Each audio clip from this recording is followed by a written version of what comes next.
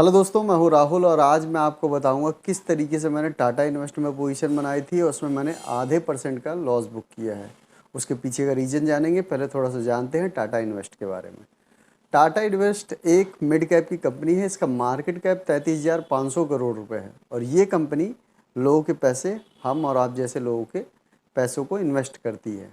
इसमें मैंने जो पोजीशन बनाई थी, ऊपर से एक ट्रेंड लाइन का ब्रेकआउट आया, उसमें मैंने पोजीशन बनाई और करीब करीब मैं उस पोजीशन में 13 दिन तक होल्ड करके बैठा रहा। लेकिन अच्छा खासा रिटर्न भी चल रहा था। फिर बीच में धीरे धीरे नीचे आने लग गया और वहाँ से फिर मुझे लॉस बुक करना पड़ गया करीब आधा % का।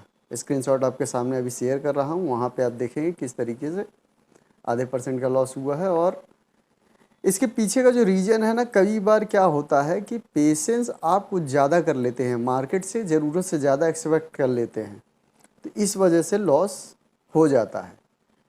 प्रॉफिट ऐसा कहते हैं कि भाई ज़्यादा रन कराना चाहिए, ठीक है, अपनी कैपेसिटी के हिसाब से ज़्यादा आप रन करा सकते हैं, लेकिन आप कितना ज़्यादा उसको वो कर सकते हैं, ये नहीं कि आपको एक लिमिट होती है हर चीज़ की कि भाई 10%, 15%, 20%, किसी किसी में 5%, तो वो आपको ध्यान रखना होता है।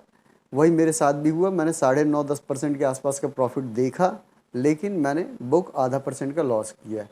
तो कभी कभी ज़्यादा प्रॉफिट रन कराने के चक्कर में आप लॉस भी कर सकते हैं। इस ट्रेड से आप ये सीख सकते हैं।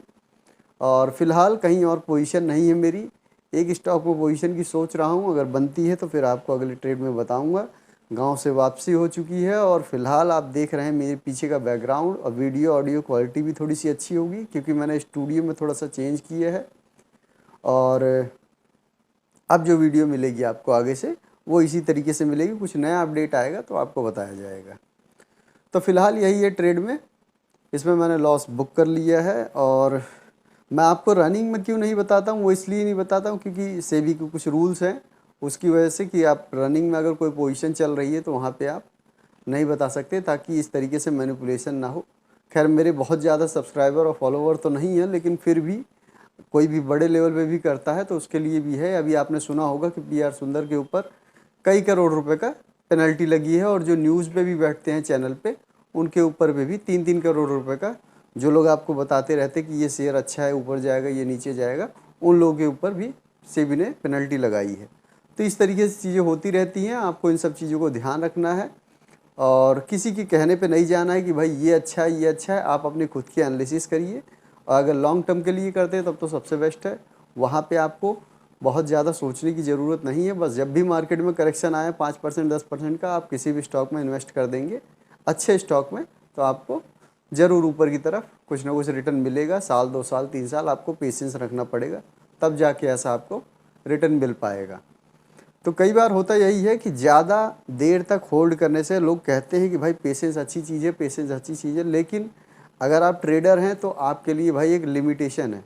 अगर आप पेशेंस इस लेवल का दिखा पा रहे हैं कि भाई आपको 5 साल 10 साल का व्यू लेके चल रहे हैं, इस तरीके का, इतना लंबे टाइम फ्रेम का, तो फिर आप वो अलग चीज़ हो जाती है। लेकिन ट्रेडर के लिए क्या होता है कि भाई अगर वो स्विंग ट्रेडर है तो हफ्ता, 10 दिन, 15 दिन, मैं भी जैसे कि अभी 13 दिन तक था उस ट्रेड में, अच्छा खासा प्रॉफिट देखा। उसके बाद धीरे धीरे धीरे धीरे करते हुए 2% नीचे, 3% नीचे, इस तरीके से होते हुए नीचे आता गया और कुल मिला के आधे % का लॉस मैंने बुक किया है। 13 दिन इस ट्रेड में मैं रहा और जिस दिन से मैंने एंट्री बनाई उसी दिन से मार्केट ऊपर की तरफ, इंडेक्स भले ही नीचे था लेकिन ये स्टॉक अच्छा परफॉर्म कर रहा था ऊपर की तरफ। मैंने गलती से ध्यान नहीं दिया, एक रेजिस्टेंस था और वहाँ पे बहुत स्ट्रॉन्ग रेजिस्टेंस था वो, और उसकी वजह से ही वो धीरे धीरे नीचे आता चला गया और बाद में लॉस मुझे बुक करना पड़ा। तो इसीलिए आपको पेशेंस रखना है, लेकिन बहुत सारी चीज़ों को ध्यान में रखते हुए रखना है, ताकि ऐसा ना हो कि भाई ऊपर अच्छा खासा स्ट्रॉन्ग रेजिस्टेंस है और मार्केट का सिनारियो बुलिश है तो एक बार को रेजिस्टेंस ब्रेकआउट हो सकता है। अगर मार्केट का सिनारियो वीक है या साइडवेज है तो बहुत ज़्यादा चांसेस है कि वो वहाँ से रजिस्ट करके दोबारा से नीचे आ जाएगा। तो आपको ये ज़रूर ध्यान में रखना जब भी आप किसी में ट्रेड बनाएं। और साथ साथ आपको ये भी नोटिस करके चलना है कि भाई उसके इंडेक्स, उसके सेक्टर क्या क्या कर रहे हैं जिस स्टॉक में आपने पोजीशन बना रखी है। तो अगर आप ये ध्यान में रख के चलते हैं तो ज़रूर आप प्रॉफिट कुछ ना कुछ लेके जाएंगे, नहीं तो मेरी तरह आधा %, 1%, 2% का लॉस बुक कर लेंगे। तो ये हुई है गलती मेरे से, लेकिन कोई बात नहीं, किसी और ट्रेड में कर लेंगे। अभी एक और ट्रेड था, कुछ दिनों पहले की बात है वो, उसमें अच्छा रिटर्न हुआ था। तो मैं गांव में था, जैसे कि आपको मैंने पिछली वीडियो में बताया, तो मैं उसकी वीडियो नहीं बना पाया, क्योंकि बाद में जो मैंने वीडियो देखी अपनी, तो मुझे भी उसकी ऑडियो वीडियो क्वालिटी उस हिसाब से नहीं थी, क्योंकि मेरे पास कई सारे अपने जो भी है स्टूडियो के सामान वो वहाँ पे प्रोवाइड नहीं थे, जो जिसकी वजह से अवेलेबल नहीं होने के कारण मैं वहाँ पे उस तरीके से अच्छी वीडियो नहीं बना पाया, इसलिए मैंने उस ट्रेड का भी नहीं बनाया। उस स्टॉक का नाम आपको बता देता हूँ, वेल इन्वेस्टमेंट था। उस पर मैंने करीब करीब 16% का प्रॉफिट बुक किया था, और एक हफ्ते के अंदर, एक हफ्ते क्या, उससे 4-5 दिन में हुआ होगा, 3-4 दिनों में उसमें मैंने 16-17% का प्रॉफिट बुक किया था। तो सारे टूल्स गैजेट जो भी है ये अवेलेबल ना होने के कारण मैंने उसके बारे में वीडियो नहीं बनाई। तो ज़रूरी नहीं है कि आप बस ये कोशिश करिए कि जो आप एनालिसिस करते हैं उसी को फॉलो करते रहिए, ज़रूर आपको कुछ ना कुछ रिटर्न मिलता ही जाएगा। और मार्केट में 2 ही सिनेरियो होते हैं, या तो अप ट्रेंड या डाउन ट्रेंड। आपको ये दोनों को मद्देनज़र रखते हुए पोजीशन बनानी है। जब लग रहा है कि मार्केट का सिनेरियो सही नहीं है तो उसमें आप कोशिश करें कि अवॉइड करें, ट्रेड ना बनाए तो ज़्यादा अच्छा है। अगर आपको अपने सेटअप पे उतना भरोसा है कि भाई उस हिसाब से वो एक्यूरेसी दे रहा है, जैसे आपका सेटअप है कि भाई किसी किसी का 50% 60% देता है, अगर आपको लगता है कि भाई 70-80% का एक्यूरेसी है तो वहाँ पे आप बना सकते हैं। लेकिन फिर भी आपको एक थोड़ा सा ओवरनाइट पोजीशन लेके जानी है स्विंग ट्रेडिंग में, तो फिर उस हिसाब से आपको पहले से प्रिपेयर होना पड़ेगा कि भाई ओवरनाइट कुछ भी हो सकता है, और जो आप एनालाइज कर रहे हैं उसको पूरी तरीके से फॉलो करिए।